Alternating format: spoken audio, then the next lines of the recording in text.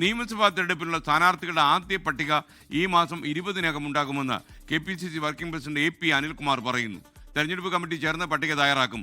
Screening committee പരിശോധിച്ച് പ്രഖ്യാപനം നടത്തുമെന്നും AP അനിൽകുമാർ സുൽത്താൻ ബത്തേരിയിൽ 24-നോട് പറഞ്ഞു. ശ്രീജിത്തിന്റെ റിപ്പോർട്ട് സുൽത്താൻ ബത്തേരിയിൽ നിന്ന്.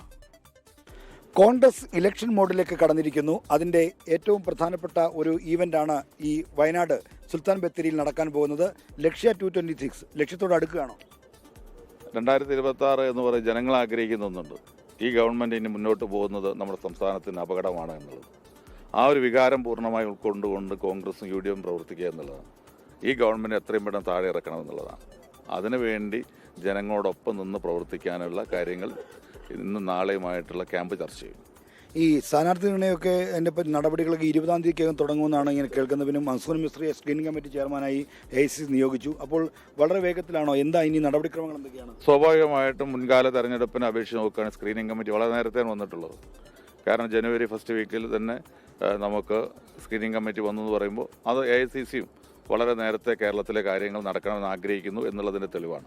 അപ്പോൾ അതിനനുസരിച്ച് കേരളത്തിലെ കോൺഗ്രസ് അതിനു വേണ്ടിയുള്ള കാര്യങ്ങൾ ചെയ്യും. ഇലക്ഷൻ കമ്മിറ്റി കൂടുന്ന കാര്യങ്ങൾ ഉൾപ്പെടെ എത്രയും പെട്ടെന്ന് പൂർത്തീകരിച്ച് 1-ാം ഘട്ടമായിട്ടുള്ള സ്ഥാനാർത്ഥികളെ പ്രഖ്യാപിക്കാൻ കഴിയും എന്ന് തന്നെയാണ് പ്രതീക്ഷിക്കുന്നത്. ഈ നടപടികൾ എങ്ങനെയാണ്? ഇനി ഇലക്ഷൻ കമ്മിറ്റി, അത് കഴിഞ്ഞ് സ്ക്രീനിംഗ് കമ്മിറ്റി, അങ്ങനെയാണോ? സ്വാഭാവികമായിട്ടും അത് KPCC ഇന്നും നാളെയുമായിട്ട് കുറേയേറെ കാര്യങ്ങൾ ചർച്ച ചെയ്യും, സംഘടനാപരമായ കാര്യങ്ങൾ ചർച്ച ചെയ്യും. അതിനുശേഷം സ്ക്രീനിംഗ് കമ്മിറ്റിയിലെ കാര്യങ്ങൾ പോകുന്നതിന് മുമ്പ് ഇലക്ഷൻ കമ്മിറ്റി കൂടണം. അതുമായി ബന്ധപ്പെട്ട സ്ഥാനാർത്ഥി ലിസ്റ്റുകൾ പട്ടിക തയ്യാറാക്കണം. അത്തരം കാര്യങ്ങളൊക്കെ സമയബന്ധിതമായിട്ട് തന്നെ മുൻകാലത്തു നിന്ന് വ്യത്യസ്തമായി വളരെ നേരത്തെ തദ്ദേശ സ്വയംഭരണ തെരഞ്ഞെടുപ്പിൽ ഉണ്ടായിട്ടുള്ള പോലെ തന്നെ വളരെ നേരത്തെ സ്ഥാനാർത്ഥി പ്രഖ്യാപനം നടത്താനുള്ള ശ്രമം ഉണ്ടാകും. ഈ MP-മാർ മത്സരിക്കുമോ, മുതിർന്ന നേതാക്കൾ മത്സരിക്കുമോ എന്നൊക്കെയുള്ളൊരു ക്വസ്റ്റ്യൻസ് ഇപ്പോൾ എയറിലുണ്ട്. അപ്പോൾ എന്താണ്, MP-മാർ മത്സരിക്കുമോ? എയറിലേക്ക് ഇങ്ങനെ ക്വസ്റ്റ്യൻസ് വിടുന്നതിൽ ഏറ്റവും പ്രധാനപ്പെട്ട ഉത്തരവാദിത്വം നിങ്ങൾ മാധ്യമങ്ങൾക്കാണല്ലോ. അപ്പോൾ അത് എയറിൽ നിൽക്കട്ടെ.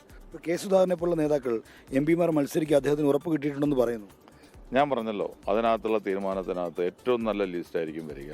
അതിനകത്ത് എല്ലാ വിഭാഗം ജനങ്ങളുണ്ടാകും, നേതാക്കളുണ്ടാകും. സീറ്റിൽ വിന്നബിലിറ്റി ആയിരിക്കും, വിജയ സാധ്യതയായിരിക്കും ഏറ്റവും പ്രധാനപ്പെട്ട ഘടകം. നിർണായകമായ നിയമസഭാ തെരഞ്ഞെടുപ്പിൽ ലക്ഷ്യം വെച്ചുള്ള തന്ത്രങ്ങൾ രൂപം കൊടുക്കുകയാണ് ഈ ലക്ഷ്യ 226-ന്റെ ഏറ്റവും പ്രധാനപ്പെട്ട ഒരു തീരുമാനമായി പുറത്തു വരാൻ പോകുന്നത്. സുൽത്താൻ ബത്തേരിയിൽ നിന്നും അഭിലാഷിനൊപ്പം ശ്രീജിത്ത്, 24. ലോകത്തെവിടെയായാലും ഏത് സമയത്തും 24 വാർത്തകളും ഓഗ്മെന്റഡ് റിയാലിറ്റി പാക്കേജുകളും എക്സ്പ്ലെയിനറുകളും വിശദമായി കാണാൻ ഞങ്ങളുടെ YouTube ചാനൽ നിങ്ങൾക്ക് സബ്സ്ക്രൈബ് ചെയ്യാം.